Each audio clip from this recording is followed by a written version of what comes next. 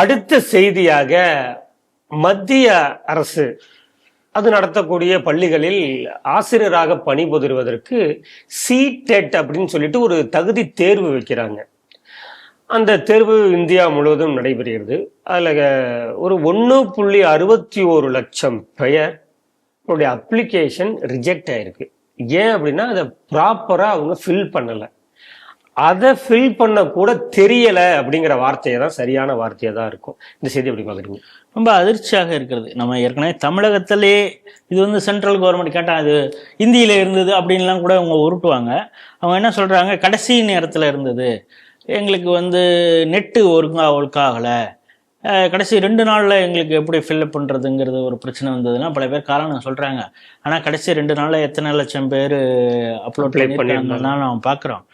பெரும்பாலான விஷயங்கள் நாடு முழுக்க 23 லட்சம் பேர் அப்லோட் பண்ணியிருக்காங்க. அதில் 1.61 லட்சம் பேர் வந்து அந்த விண்ணப்பத்தை ஒழுங்காக கூட பூர்த்தி செய்யலை அப்படின்னு. இப்படிப்பட்டவர்கள் ஆசிரியர்களாக வந்து தான் நம்ம பிள்ளைங்க அவங்கள்ட்ட படிக்கணும் அப்படிங்கிற நிலைமையில இருக்குது. அப்படிங்கிறப்ப நமக்கு எப்படிப்பட்ட ஒரு அதிர்ச்சியான செய்தியாக இது இருக்குது அப்படிங்கிறது தான். சரி, தமிழகத்தில் அப்படி இருக்கா? தமிழகத்தில் என்ன நீ டெட்டு எக்ஸாமே எழுதக்கூடாது, ஏன்னா கோர்ட்டு சொல்லிடுச்சு டெட்டு இனிமேல் பாஸ் பண்ணாதான் 5 வருடங்கள், அதுக்கு பிறகு டெட்டு ஒவ்வொரு முறையும் 5 வருடங்களுக்கு ஒரு தடவை, அதாவது அப்கிரேடேஷன் எஜுகேஷனை பொறுத்தளவு என்னன்னா கண்டினியூஸா நீங்க இருக்கணுங்கிறது பிள்ளைகளுக்கு சொல்லிக் கொடுப்பதற்கு அப்பதான் இருக்கும். ஏன்னா ஒவ்வொரு காலகட்டத்தில் இப்போ நீங்க வந்து என்னன்னா, நீங்க புத்தகத்துல படிச்சுட்டு உங்களுக்கு இருக்கக்கூடிய விஷய ஞானத்தை வைத்து நீங்கள் போர்டில் எழுதி போட்டு அவனுக்கு சொல்லி கொடுத்துருந்தீங்க. இப்போ நீங்கள் சொல்லி கொடுக்கறதை விட அவன் வந்து ஆன்லைனில் பார்த்து புரிந்து கொள்வது நிறையா இருக்குது. இன்னும் சொல்லப்போனால் இப்போ ஏஐ வந்த பிறகு அவன் இந்த சப்ஜெக்ட் விஷயமா ஏதாவது ஒன்று அதில் ப்ராம்ப்ட் பண்ணி கேட்டானா அது சொல்கிறதுக்கு பல வந்து போச்சு.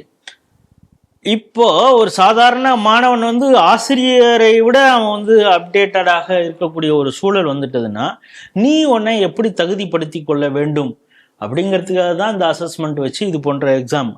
நான் அந்த எக்ஸாமே எனக்கு வைக்கக்கூடாது அப்படிங்கிறதே முதல்ல எவ்வளோ ஒரு அபத்தம். சரி, அவங்க ஏதோ சொல்கிறாங்க, அவங்களுக்கு சரி உங்களுக்கு இந்த சிக்கல் இருக்குதா, இதை சரி இந்த இதுலேருந்து நீங்கள் எப்படி எளிதாக அதை கடந்து போகிறதுக்கு வேறு மாதிரியான நாங்கள் ஒரு மெக்கானிசம் வச்சுருக்கோம், அதுக்காக நாங்கள் இந்த ஏற்பாடு செய்கிறோம் அப்படின்னு இவங்க கோர்ட்டில் பேசி இங்கே திடீர்னு இப்போ 52 வயசு ஒருத்தவங்க இருக்குது, இன்னும் 6 வருஷம்தான் சர்வீஸ் இருக்குது, 7 வருஷம்தான் சர்வீஸ் இருக்குது, இப்போ போய் அவங்கள இன்னும் ஒரு எக்ஸாம் எழுதணுன்னா அவங்களால எப்படி முடியும் கோப்பப் பண்ண முடியும், ஏன்னா இவ்வளோ நாள் இருந்த சிஸ்டத்தில் வந்து அவங்களால. அப்படிங்கிறப்ப அவங்கள போன்ற ஆட்களை எப்படி தகுதிப்படுத்துவதற்கான நாங்கள் இந்த வழிமுறையை அவங்களுக்காக வச்சிருக்கிறோம், இதை நாங்கள் அப்ளை பண்ணுறோம் அவங்களுக்கு அப்படின்னாவது இவங்க சொல்லலாம். நான் இருக்கிறேன் உங்களுக்கு, எப்படி நீட்டுக்கு சொன்னாரோ எங்களுக்கு அந்த ரகசியம் தெரியும். அந்த ரகசியம் வந்து இப்போ நேற்று கூட அது வைரலாக அந்த வீடியோ போனது, கனிமொழி அவர்கள் பேசுனது, இதெல்லாம் உங்களுக்கு தெரியாது. எனது சகோதரர் ஸ்டாலின் அவர்களுக்கு, முத்துவேல் கருணாநிதி ஸ்டாலினுக்கு தெரியும் எப்படி இந்த நீட்டை வந்து இந்த தடையை உடைக்க வேண்டும் அப்படிங்கிறது. 4.5 வருஷமாக உடைச்சிக்கிட்டு இருக்காங்க. அதுபோல் இப்போ இவங்க புதுசாக ஒன்று என்ன சொல்கிறாங்கன்னா, டெட் எக்ஸாமே இல்லாமல் நான் உங்களை வந்து காப்பாற்றுறோம் அப்படின்னு. அப்படின்னா அவங்கள தகுதிப்படுத்திக்க கூடாதுங்கிறத இவங்க விரும்புகிறாங்களா? அப்படின்னா அவங்க சொல்லிக் கொடுக்கக்கூடிய பாடங்கள் எப்படி இருக்கும்? நான் தான் சொல்கிறேன், அதை வந்து சிம்பிளிஃபை பண்ணி அவங்களும் அதுக்காக அவங்கள எல்லாரையும் வேலையை விட்டு தூக்கணும் அப்படிங்கிறது நம்முடைய எண்ணம் இல்லை. ஆனால் இப்படி ஒரு தேவைங்கிறது மாணவர்களுக்கு இருக்குது. இப்போ மாணவர்கள் வந்து இந்த ஒரு மாதிரியான கோச்சிங், இப்போ நீங்கள் தான் சொல்கிறீங்க, இப்போ நீட் போல் எக்ஸாம் வந்துருச்சு, பல எக்ஸாம் இப்போ போட்டி தேர்வுகள் வந்துருச்சு, இதை அவன் எக்யூப் பண்ணணுன்னா அவங்க சொல்லிக் கொடுக்கக்கூடிய ஆசிரியர்களும் இதெல்லாம் அப்டேட்டடாக தானே இருக்கணும். அப்படிங்கிறப்ப இதை பற்றியெல்லாம் கொஞ்சமும் கவலைப்படாமல், ஆனாலும் வெளியில் சொல்கிறது என்னென்னா, நாங்கள் உலக நாடுகளோட போட்டி போடுறோம், பெரிய பெரிய ஆள்லாம் இங்கேருந்து தான் படித்தான், அதுவும் எங்களுடைய இருமொழி கொள்கையில் படிச்சுட்டு தான் அவன் வந்து சுந்தர் பிச்சையே அங்கே சிஓவாக இருக்கான் அப்படின்லாம் ஒரு பக்கம் உருட்டுறாங்க. ஆனால் உண்மையிலே நடக்கிறது அப்படிங்கிறது நான் பல முறை இதே ஸ்டேட்டிவில் பேசியிருக்கோம். எப்படி இவங்களுடைய அட்மிஷன், குறிப்பாக ஆரம்ப கல்வியில் தமிழக அரசு பள்ளியில் எவ்வளோ குறைஞ்சிருக்கு, தனியார் பள்ளியில் எவ்வளோ அதிகமாகிட்டுருக்கு அப்படின்னு. தனியார் பள்ளியில் அதிகமாக படித்து எம்ஃபில் வரைக்கும் படித்தவங்க குறைந்த சம்பளத்தில் அங்கே வேலை பார்க்குறாங்க. ஆனா அரசு பள்ளியில இருக்கிறவங்களும் இவங்களுக்கு தகுதி தேர்வு வச்சிடக்கூடாது. இது எவ்வளவு ஒரு இம்பேலன்ஸா இருக்குது அப்படிங்கிற. இது மட்டும் இல்லாமல் ஆசிரியர்கள் போராட்டம் இங்கே ஒரு பக்கமாக நடந்து கொண்டிருக்கு. கடைசியா நேற்று பார்த்து ஒரு ஆசிரியரை வந்து குண்டுகட்டாக போலீஸ் தூக்கிட்டு போறாங்க.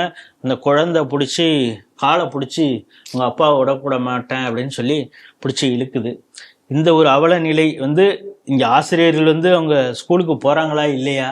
ஏன்னா டெய்லி அவங்க ஏதோ ஒரு போராட்டத்துல தான் இருக்கிறாங்க. அந்த அளவுக்கு அவங்கள இந்த டிபி வளாகத்திலேயே ஆசிரியர்களை வைத்திருக்கிறது இந்த அரசாங்கம்.